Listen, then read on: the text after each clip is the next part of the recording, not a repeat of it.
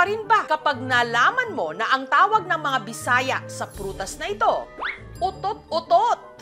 Tunog mabaho. Sa Ingles naman, stinking passion flower.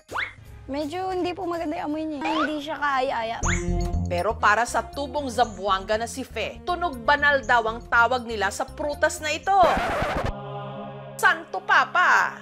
Itong bilog na ito, yung nakabalot, ito yung kagaya na po yung Santo Papa na nakataklob sa ulo. Singlaki ng kalamansi, dilaw at kahel kung hinog at makinis ang balat na para bang napapalibutan ng malabalahibong pugad. Para siyang armor to protect the fruits. At laking gulat ni Fe na sa nirentahan niyang farm sa Cavite, iilan lang ang nangangahas na kainin ito. Ang paniniwala raw kasi ng mga taga rito, ang prutas na Santo Papa may lason. Mga ganito, wala naman kinakain na ng ibon. Nakita ko dito, kumuha talaga ako, kinakain ko kasi alam kong pagkain. Sabi ng asawa ko, "Bit kayo kumakain yan, lason yan." Ko, hindi, pagkain yan kasi matagal na ako kumakain. Kung lason yan, matagal na akong namatay. Ito po yung damuhan, nagubat. Dito po tumutubo yung Santo Papa. Pero paano nga ba siya kinakain? Fe? Pagkapitan, bubuksan lang siya, kakainin. Ang lasa niya ay maasim na matamis. Parang lansones, juicy po. Pero teka, may lason ba talaga ang prutas na Santo Papa o wala?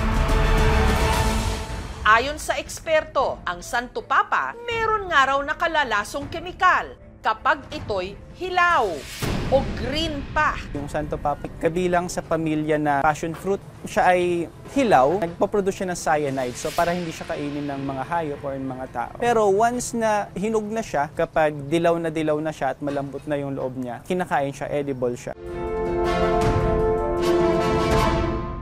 Ang prutas namang ito, mukhang bayabas. Pero sinlaki ng kiat-kiat, kumpul-kumpul ang mga bunga. Sa maninipis nitong sanga, may berde, pula, at kahel. Ang tawag naman ng mga Bulakenyo rito, tibig. Galing sa salitang tubig. Ang mga puno raw kasing ito, tumutubo malapit sa may tubig. Noong panahon ng mga Kastila, nagkalat ang mga punong ito sa mga ilog at sapa sa bahaging ito ng bayan. Kaya dito na isinunod ang pangalan ng kanilang lugar. Welcome to Barangay Tibig. Pagka hiniwaan mo ang puno ng tibig, talagang umaagos yung tubig dito. Pero ngayon, iilang puno na lang ng tibig ang nakatindig sa kanilang barangay. Na-estimate po namin mga nasa 10 o mahigit o 15 na lang po, ganun puno na lang po. Dati ho, ito, sapa. Ngayon, nagkaroon na ng mga kabahayan. Hindi gandun. Habang ang mga bunga naman nito, hindi raw kinagat ng mga residente. Sa aming mga bagong henerasyon ngayon, ay lason nga daw po ito ang kwento sa amin.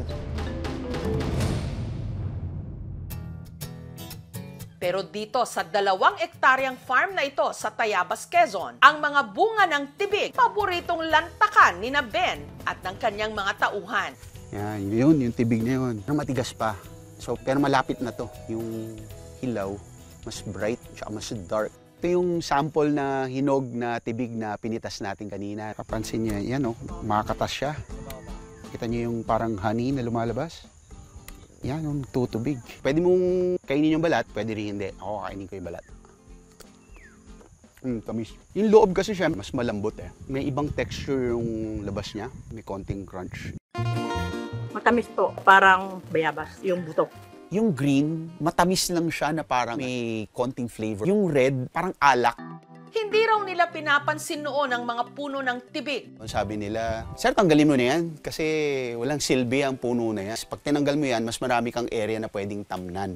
Mabuti na lang daw, nag-research siya. Hindi lang sa wood, marami pang ibang value ang puno. Aside from helping in conserving water, it contributes to biodiversity. Pag kinain niya ng paniki, kumakalat na yung seeds niya. Dumami na sila. Ang mga naaning tibig sa farm ni Ben, ibinibenta niya online. Noong nakakita na ibang tao, lalo na yung mga nasa culinary industry, they got curious. Merong gustong sumubok. Ito parang garnish nung isang dish nila. Once na nahinog na yung fig, yung mismong bunga, nagiging mas edible na siya. Pero we have to be careful. May babaeng fig at may lalaking fig. Ang pwede lang kainin ay yung babaeng fig. Pag hinog na siya, malambot. Kapag juicy yung loob, tapos buo yung development ng mga seeds, matamis yon. Kapag male siya, dry, matabang siya. Kapag nalalasing naman ang mga tiga Balete Aklan, ang kanila raw pangtanggal hangover, isang maliit pero napakalutong na prutas. Prutas pantagal amats? Tama! Para itong pipino, pero singliit lang ng aratiles. Ang tawag nila rito, pipinong gubat. Sa tuwing napaparami ng tagay si Leandro, pipinong gubat daw ang kanyang pinapapak. After yung kumain, medyo maya-maya, nawala yung sakit ng ulo ko. Kaya naisipan na rin niya itong pulutanin para hindi raw siya mabilis malasing. Pumipitas po ako, nilagay ko sa platito, lagyan ng suka, lagyan ng sibuyas, tapos kinakain ko. Ang nakadiskubre ng life hack na ito, si May.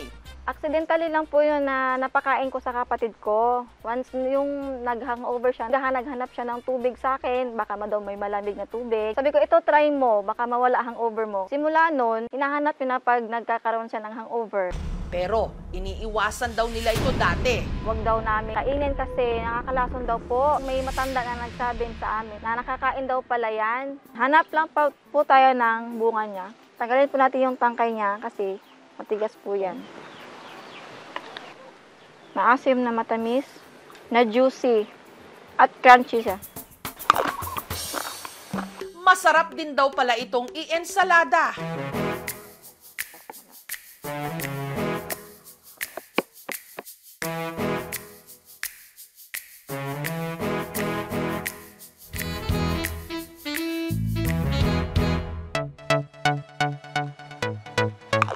Lalo siyang sumarap. Masarap na yung pipino eh. Solo pa lang kainin, masarap na. Dagdagan yung juicy niya, hindi nawawala yung pagkalutong niya.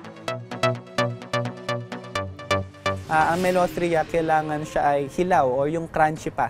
Kasi once na umabot na siya sa stage na dark green na siya or dark purple sa iba, yung malambot siya na pwede nang tirisin sa kamay, siya naman ay laxative. Magtatai ka pag nakakain ka ng at a certain amount. Ang mga prutas na ito, hindi basta-basta pinapapak para hindi sumakit ang tiyan o malason. Eat with caution.